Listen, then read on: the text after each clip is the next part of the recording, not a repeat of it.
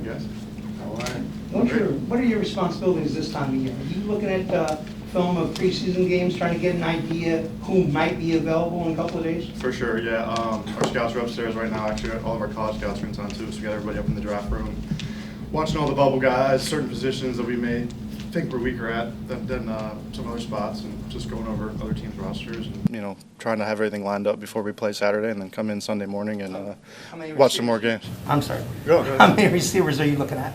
It's probably a pretty standard answer, but we're looking at, everybody across the league. Like, we're watching, we have reports on every guy, and we'll try to focus on the younger guys that are maybe practice squad or maybe guys that flash that we think could help us out. But, it all goes back to knowing our roster and being able to make relative comparisons to other receivers across the league and any other position across the league.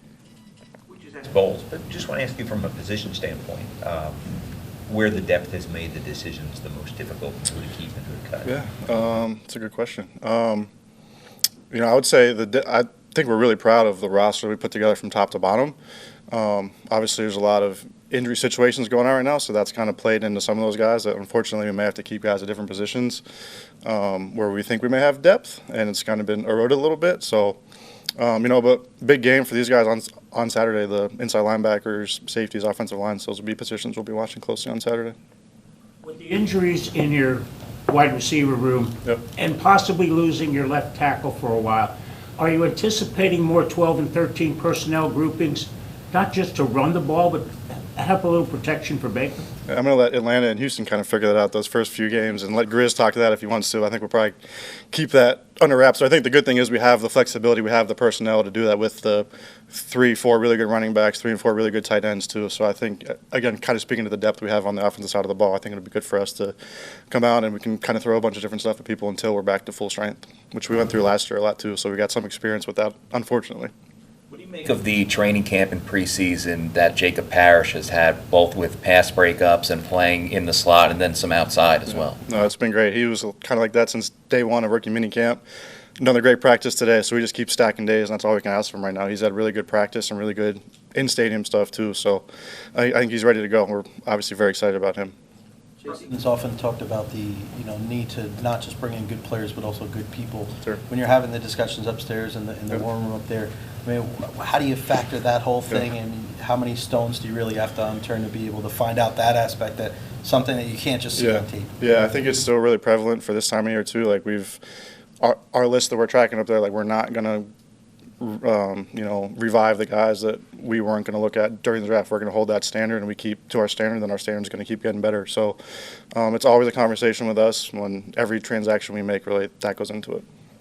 Rob, you guys have such a good history with undrafted guys and finding gems after the draft.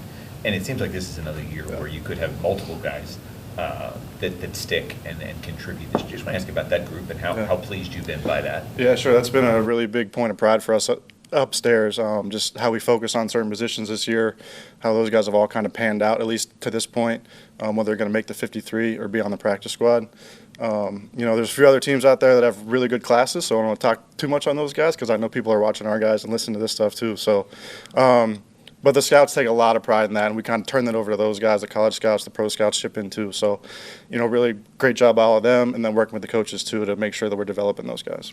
Given the injuries, do you feel you need to add a veteran receiver to the depth you want for the early part? I think it'd have to be the right guy. So it's always tricky this time of year because the scouts are always, raving about these players, and they got to come in week one to be ready to go. They got to know the offense, learn the offense, be ready to contribute right now. So I think we have enough players on our roster right now, but again, we'll always be looking. Same question for offensive line.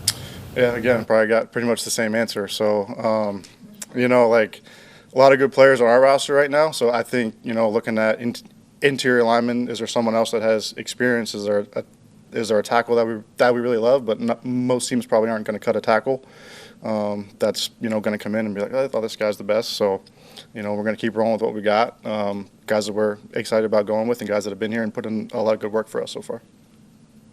Bowles mentioned that no starters are going to play on Saturday, but I mean, there's still jobs that can be decided one way or the other on Saturday, I'm sure. For sure.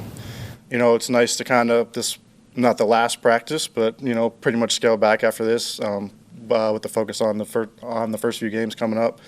But definitely spots up for grabs, and it's going to be great to see these guys compete one more time. So I would say there's, I don't want to put a number on it, but there's definitely some guys that have a big chance on Saturday that we're excited to see. Anything else?